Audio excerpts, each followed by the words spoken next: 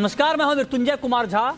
शाम के 5:30 बज चुके हैं और अगले आधे घंटे तक आपके सवालों का सबसे बड़ा मंच तैयार है। अगर आपने कमोडिटी में ट्रेड किया है या फिर नया ट्रेड करना चाहते हैं, जानना चाहते हैं कि आपके लिए कहां पर कमाई के मौके हैं, तो आप सवाल पूछिए। नंबर आप नोट कर लें 022-2300-1634।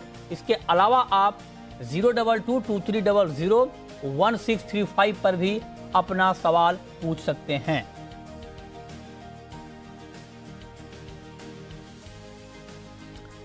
और आज हमारे साथ 4 खास मेहमान जुड़े हैं। हमारे साथ हैं अनुज गुप्ता, IIFL सिक्योरिटीज के, तपन पटेल हैं HDFC सिक्योरिटीज के, DS पई साहब हैं IMD के, और AK सिंह साहब हैं Indian council of agriculture research के साइंटिस्ट। आप सभी का बहुत बहुत स्वागत है। और बुलेटिन की शुरुआत करेंगे एक महत्वपूर्ण खबर के साथ, क्योंकि बेमौसम बारिश ने महाराष्ट्र में फसलों को नुकसान पहुंचाया है। ये हम आपको तस्वीरों के जरिए दिखाने जा रहे हैं। ये देखिए आप तस्वीर कि बेमौसम बारिश ने किस तरह से कहर ढाया है महाराष्ट्र में फसलों के ऊपर।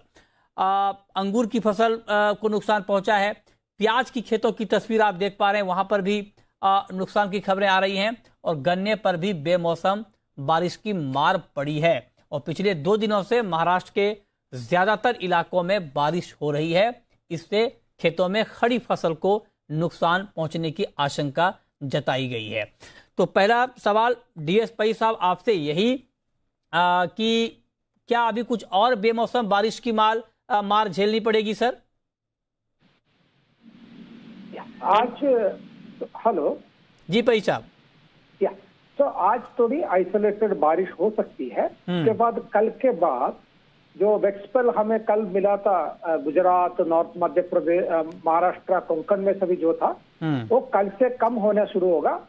और 4 तारीख 5 तारीख तक ऑलमोस्ट ना के बराबर होगा। अच्छा, तो मतलब ये माना जाए कि अब 2-3 दिन में हालात ठीक हो जाएंगे? या आज ही आपका ना कल के कंपेयर करते हैं, आज बहुत कम होगा। अच्छा। आइसोलेटेड बारिश ही मिलेगा और कल के बाद ऑलमोस्ट बहुत कम होगा कल के बाद। अच्छा, कल के बाद आप कह रहे हैं कि कम होगा। और सर देश के किसी इलाके में आपको लगता है कि अभी और बारिश का खतरा है? अभी देखिए महाराष्ट्र, गुजरात में 4 के बाद बहुत पॉसिबिलिटी बहुत कम है। हाँ। लेकिन आपका नॉर्थ वेस्ट में जो वेस्टर्न हिमालयन रीजन में 4 के बाद 4 to 6 में थोड़ा एक वेस्ट स्पेल हो सकता है हिमालयन वेस्ट हिमालयन रीजन में। और वो अभी एक साइक्लोनिक स्टॉर्म जो फॉर्म होने वाला है बे ऑफ बंगाल में, इसके जाते हुए कल से जो कोस्टल आंध्र प्रदेश, उड़ीसा और वेस्ट बंगाल में एक वेट स्पेल मिल सकता है। पर्टिकुलरली 4th में heavy to very heavy rainfall north coastal Andhra Pradesh और उड़ीसा में मिलने की संभावना है। और उसके बाद वेस्ट आपका बंगाल में और बाद में नॉर्थ ईस्ट में 5th और 6th को। अच्छा ठीक है, आप बने रहें सर, क्योंकि आपने जो अभी बारिश का ब्यौरा दिया है। अब हमारे साथ सिंह साहब भी हैं जो कि एग्रीकल्चर साइंटिस्ट हैं। सिंह साहब, ये जो बेमौसम बारिश हुई है सर, अभी हमने तस्वीरों में देखा कि फसलों को नुकसान की आशंका है। आप लोगों का असेसमेंट क्या है? क्या ग्राउंड पर बहुत ज्यादा डैमेज होने की आशंका है, या आपको लगता है कि बहुत फर्क नहीं पड़ेगा, 2-3 दिनों की बारिश से थोड़ा बहुत भले डैमेज हो जाए? नहीं, देखिए दोनों जो राज्य हैं महाराष्ट्र और गुजरात, उसमें बारिश हुई है। हाँ। और जहाँ तक गुजरात की बात करें, उसमें चना की फसल है, अभी उसमें ब्रांचिंग हो रही है, तो ज्यादा नुकसान नहीं होने की संभावना है। और अब जैसा IMD के एक्सपर्ट भी बता रहे हैं, बारिश नहीं होने वाली है। अरहर मैच्योरिटी पे थी, अब बारिश रुक जाएगी तो फर्दर उसमें नुकसान नहीं होगा। तो ये 2 फसलें हैं जहाँ पर थोड़ी संभावना थी नुकसान की, लेकिन अब चूंकि बारिश नहीं हुआ तो ज्यादा नुकसान की बात हम नहीं कर सकते हैं। लेकिन जहाँ तक महाराष्ट्र की बात है, इसमें सपोटा की फ्लावरिंग का स्टेज है, थोड़ा सा उसमें आएगा रुकावट। लेकिन अब चूंकि बारिश यहाँ भी रुक गई है बता रहे हैं, तो वहाँ पे नहीं होगा। तिल और मिर्च 2 फसलें ऐसी हैं जो कि थोड़ा सा बारिश से नुकसान रत्नागिरी के क्षेत्र में और रायगढ़ में थोड़ा जमीन के स्तर पर किसानों ने बताया है। बाकी अन्य फसलों को कोई ज्यादा नुकसान नहीं है। गन्ने वगैरह की फसलें हैं, उसमें कोई ऐसी बारिश का असर पड़ेगा नहीं। अच्छा अच्छा, ठीक है।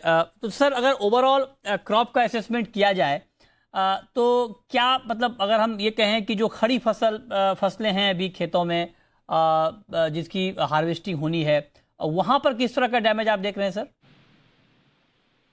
नहीं, जैसे मैंने कहा कि ज्यादा हार्वेस्टिंग में केवल एक तूर की फसल है गुजरात में जो अरहर की है। हाँ। बाकी ऐसी स्थिति नहीं है कि यहाँ पर कोई अभी नुकसान होने की बात है।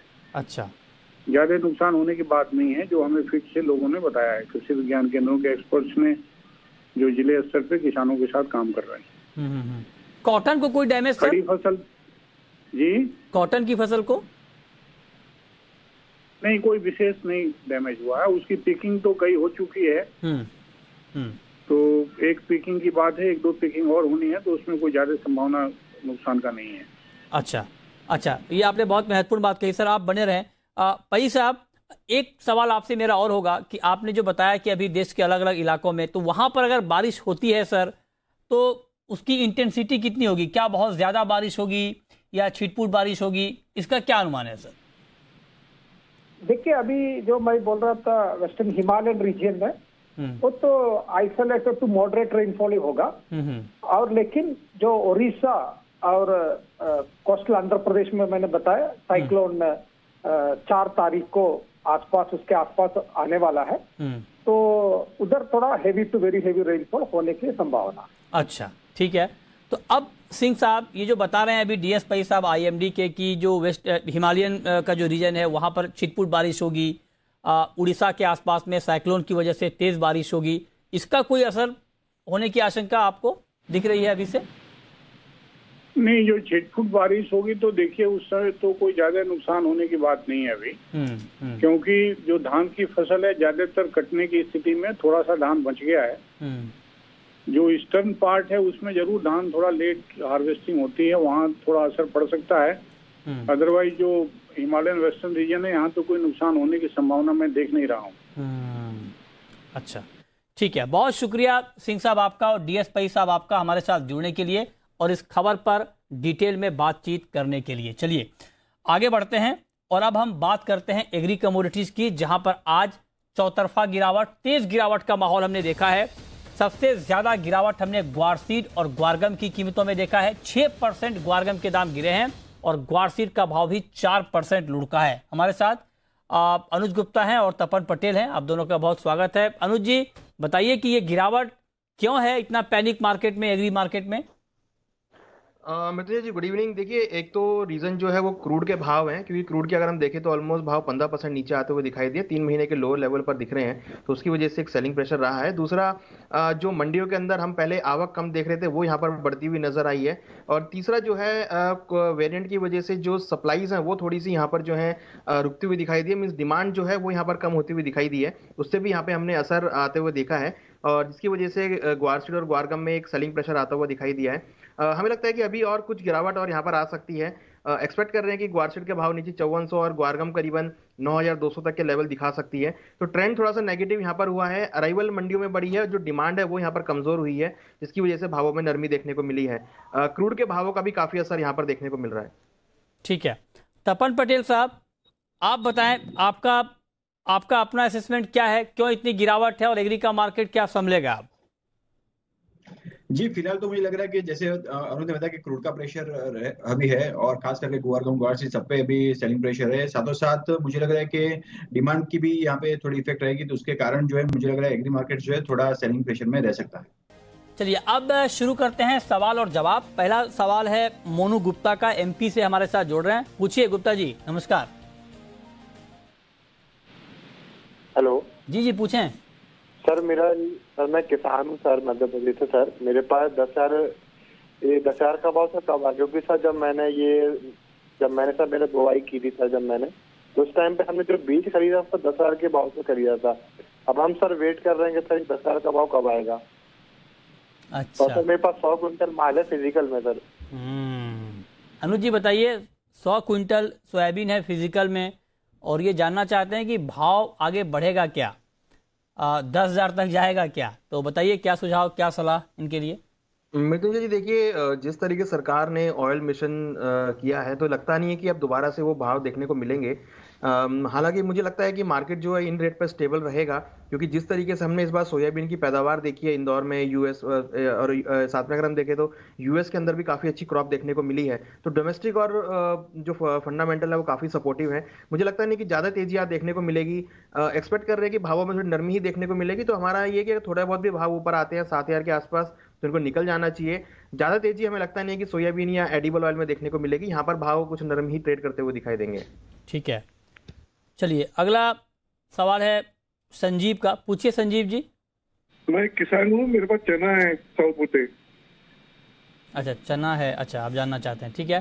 तब पटेल साहब बताइए, चने में अभी क्या लगता है आपको, आगे कुछ तेजी की गुंजाइश है चने में? जी, I think Anuj will be a good position to give this answer because मेरा फोटे नॉन एग्री में है। तो अच्छा, ठीक है अनुज जी, आप बताएं।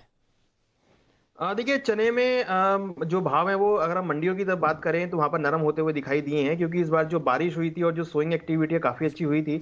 और आगे जो फसल आएगी फरवरी मार्च में वो भी काफी अच्छी आने की उम्मीद है।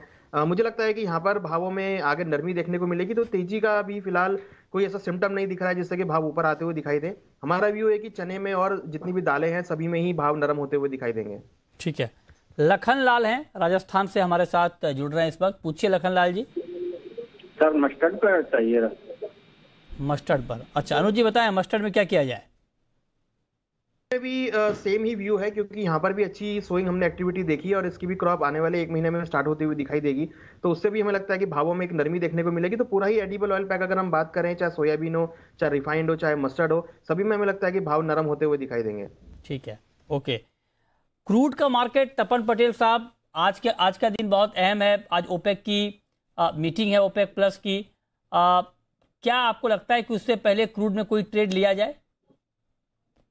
जी, काफी वोलेटाइल मार्केट है आज का। अभी आप देखें तो एकदम से वापस से गिरावट आई है, 4,950 के करीब प्राइसेस वापस से आ गए हैं। तो मुझे लग रहा है कि वोलेटाइल रहेगा मार्केट, लेकिन मुझे लग रहा है कि सेल राइज का व्यू अभी भी कंटिन्यू रखना चाहिए, क्योंकि ओपेक के बावजूद भी जो डिमांड कंसर्न्स है और दूसरा ईरान और जो न्यूक्लियर अथॉरिटी है उसके साथ भी मीटिंग आज है, तो उसका भी कुछ डिसीजन या कमेंट्स आ सकते हैं, तो उसका प्रेशर भी रहेगा ओवरऑल। और जैसे मैंने बताया कि डिमांड वरीज के कारण जो प्रेशर आ सकता है वो भी कंटिन्यू रहेगा। तो ओपेक की वजह से जो भी उछाल आता है उसको सेलिंग अपॉर्चुनिटी गिनना चाहिए। 5,020 से 5,040 की रेंज में क्रूड को सेल करना चाहिए। टारगेट डाउन साइड मैंने दिया था 4,900, लेकिन मैं रिवाइज करके उसको 4,870 पे लाना चाहूंगा। स्टॉप लॉस जो 51 का रखे, 51 के ऊपर अगर जाती है प्राइस तो ही बाइंग पोजीशन क्रिएट कर सकते हैं, अदरवाइज सेल राइज का व्यू क्रूड में कंटिन्यू रखे। ठीक है, बहुत शुक्रिया तपन पटेल जी आपका, अनुज जी आपका जुड़ने के लिए, बताने के लिए कहां पर कमाई के मौके बनेंगे।